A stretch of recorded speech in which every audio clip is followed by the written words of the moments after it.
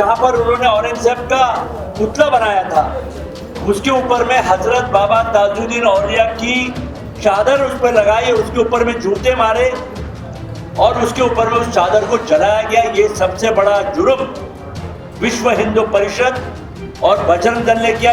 57 cases आपने लगाया है, उसमें 18 साल के नीचे के बच्चे भी है, माइनर के ऊपर में भी आपने केस लगाया है। आपने सिर्फ एक एरिया को कर्फ्यू में डाल के रखा है और पूरे शहर को छोड़ दिया। अगर आप यहाँ वो एरिया के बच्चे स्कूल नहीं जा सकते, एग्जाम्स है, कॉलेज नहीं जा सक रहे, वो एरिया में जो बीमार है वो हॉस्पिटल नहीं जा सक रहा है, वो डॉक्टर के पास नहीं जा सक रहा है। ये इंसिडेंट हुआ है 1990 से मैं यहाँ चुनाव लड़ रहा हूँ।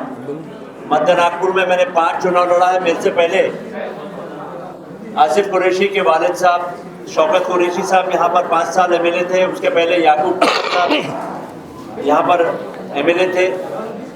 जब से यहाँ मध्य नागपुर में बंद कर दीजिए ना, जो मध्य नागपुर का क्षेत्र है, यहाँ पर कभी भी हिंदू मुस्लिम का कभी भी राइट नहीं हुआ। और ये मेरा ये कहना है कि राइट हुए ही नहीं।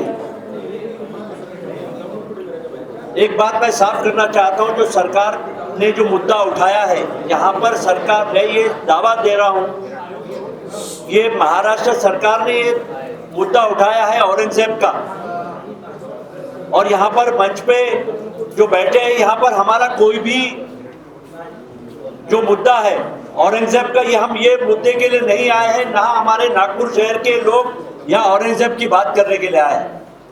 यहाँ सिर्फ बात हम लोग करने के लिए आए हैं जो आपके सामने डॉक्टर साहब ने जो चादर पेश किया है, इसमें जो आयतें लिखी है ये कुरान शरीफ की आयतें हैं। इसमें ऑलमाइटी की तारीफ किया है, उसका धन्यवाद किया है कि आप हमको 2 वक्त का खाना दे रहे हैं, उसकी तारीफ किया है। उसके अलावा कुछ नहीं है। इसमें कोई औरंगजेब का नाम नहीं लिखा हुआ इस चादर के ऊपर। जिन लोगों ने धरना किया है, ये धरना पूरी महाराष्ट्र में एक ही समय पर बजरंग दल और विश्व हिंदू परिषद ने किया है।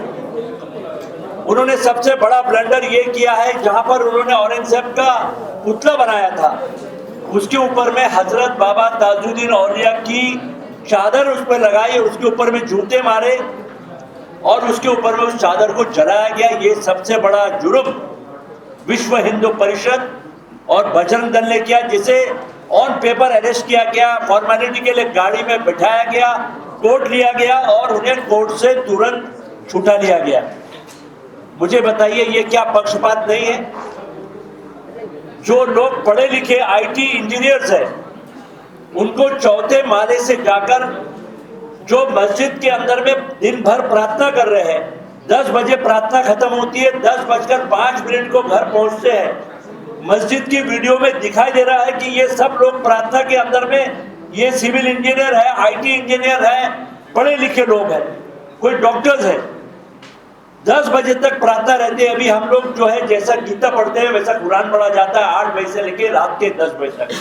ये सारे के सारे लोग जिनको अरेस्ट किया गया है, उसमें ज्यादातर प्रोफेशनल लोग हैं, आईटी इंजीनियर्स है, डॉक्टर्स है, आर्किटेक्ट्स है, जो प्रोफेशनल लोग हैं, जो अपने घर पे प्रार्थना करने के बाद 10 बजे तक मस्जिद की वीडियो में दिखाई दे रहा है कि इन्होंने प्रार्थना में वहां थे, और 10:15 बजे घर पहुंचते हैं। पुलिस 10:30 बजे आती है और उनको कहती है कि आपको पूछताछ के लिए घर हम लेके जा रहे हैं पुलिस स्टेशन में, और वहां जाकर उन्हें अरेस्ट कर लिया जाता है। अभी पता चला है सरकार ने इनके ऊपर एनएसए लगा दिया है। आप एक तरफ बजरंग दल और वीएचपी के ऊपर में आप उनको कुछ मिनटों में छोड़ देते हैं, और कुछ लोगों को आप 1 साल की, क्योंकि एनएसए में 1 साल तक कोई जमानत नहीं है। मैंने आज प्रदेश कांग्रेस कमेटी के अध्यक्ष बंटी सपकाड़, हर्षवर्धन सपकाड़ जी से बात की। मैंने दिल्ली के अंदर में ऑल इंडिया माइनॉरिटी के अध्यक्ष इमरान प्रतापगढ़ी जी से बात की, और इतना सिर्फ कांग्रेस के पार्टी के लोगों ने, मैंने भारतीय जनता पार्टी के लोगों से बात किया, मैंने समाजवादी की पार्टी से बात की कि यहाँ पर जुर्म हो रहा है। हम लोग यहाँ पढ़े लिखे लोग हैं, यहाँ जितने ये डॉक्टर है, एमबीबीएस प्रैक्टिस डॉक्टर है, एडवोकेट है, हम सब प्रोफेशनल लोग हैं अपने अपना। मैं एक एजुकेशनिस्ट हूँ। यहाँ पर हम लोग अमन और शांति की बात कर रहे हैं। हम सब ने बोला है कि हमें अमन और शांति चाहिए। हम कोई नहीं चाहते कि नागपुर में देखिए, ये जिस मोहल्ले में रहते हैं उनके चारों तरफ हिंदू भाई रहते हैं। मैं जहाँ रहता हूँ मेरे चारों तरफ हिंदू भाई लोग रहते हैं। मैं हर दिवाली में, हम सब लोग हर दिवाली में, होली में हम हमारे हिंदू भाइयों के घरों में जाते हैं, उनकी 13वीं में जाते हैं, उनकी जन्मदिन पर जाते हैं, हम सब मिलकर है। गीतांजलि के सामने जीशान ने एक वीडियो डाला है जहाँ एक हिंदू फैमिली को तकलीफ हुई, उसने तुरंत उस हिंदू फैमिली भाइयों को अपने घर पर लाके रखा कि ताकि उसके ऊपर में कोई आँच नहीं आए। या हिंदू मुस्लिम सब मिलकर रहना चाहते हैं, लेकिन ये जो हुआ है ये सरकार की तरफ से हुआ है। हो सकता है कि बिहार के अंदर में चुनाव, जब भी कोई चुनाव आते हैं पूरे देश के अंदर में इस तरीके का पोलराइजेशन का माहौल बनाया जाता है और हमारे हिंदू भाइयों को डर का माहौल बनाया जाता है। यहाँ पर जो हुआ वो नहीं होना था। जिन लोगों ने कहा कि ये प्लान है, ये बिल्कुल नहीं है। डॉक्टर साहब ने बिल्कुल सही कहा है, आसिफ कुरैशी साहब ने ये सही कहा है। लेकिन आप उन बच्चों के ऊपर, उन आईटी और डॉक्टर्स और आर्किटेक्ट के ऊपर में 55 केसेस लगा रहे, 55 केसेस।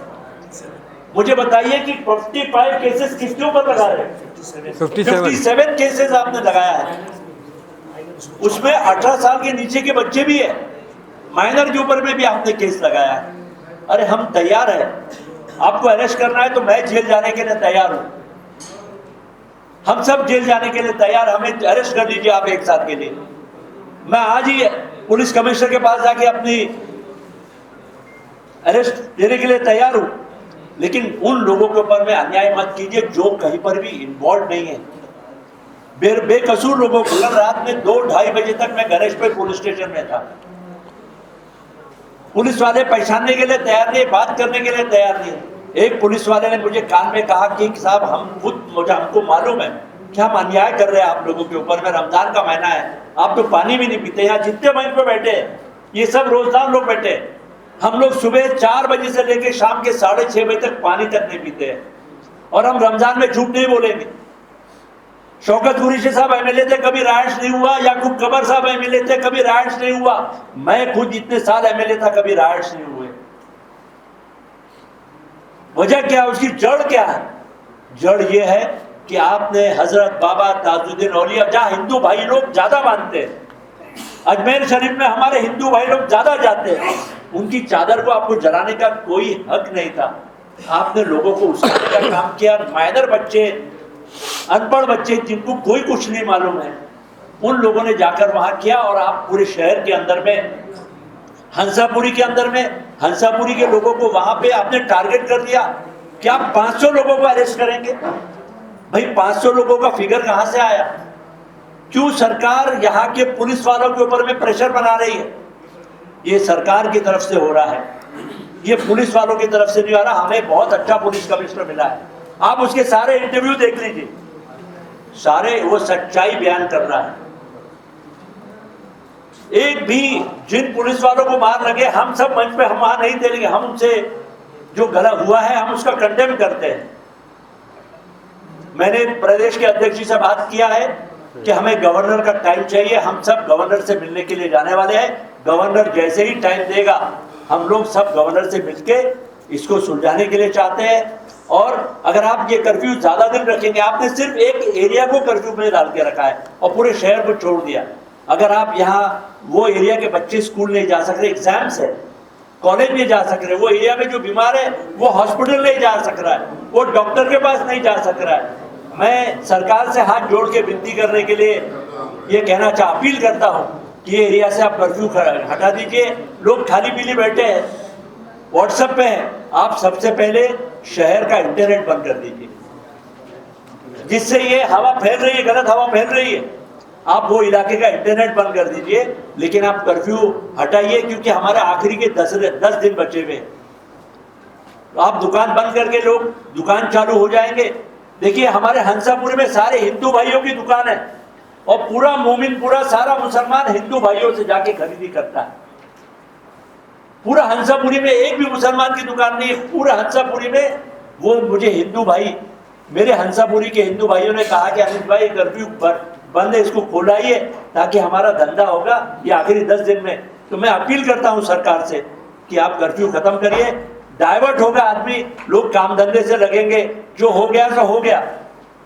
आगे ऐसा नहीं होना चाहिए। और मैं सरकार से अपील करता हूँ, 2005 तक पीस कमेटी थी शहर के अंदर में, अभी कोई पीस कमेटी नहीं है। कल भी मैं बहुत लोगों के साथ में पुलिस कमिश्नर ऑफिस गया, एडिशनल सीपी साहब से बात की, सीपी साहब से बात की कि आप तुरंत यहाँ पर पीस कमेटी बनाइए। हम तैयार हैं, हमको जब बुलाएंगे हम आने को तैयार है। जिन लोगों के गाड़ियां टूटी है, मैं सरकार से अपील करता हूं कि उन गाड़ियों का कंपनसेशन देना चाहिए, चाहे वो हमारे मुस्लिम भाई का हो, हिंदू भाइयों का, जिनका भी नुकसान हुआ है, नुकसान का पूरा भरपाई होना चाहिए और शहर में दोबारा ऐसा नहीं होना चाहिए। इसके लिए सबसे मैं अपील करता हूं हाथ जोड़ के। धन्यवाद।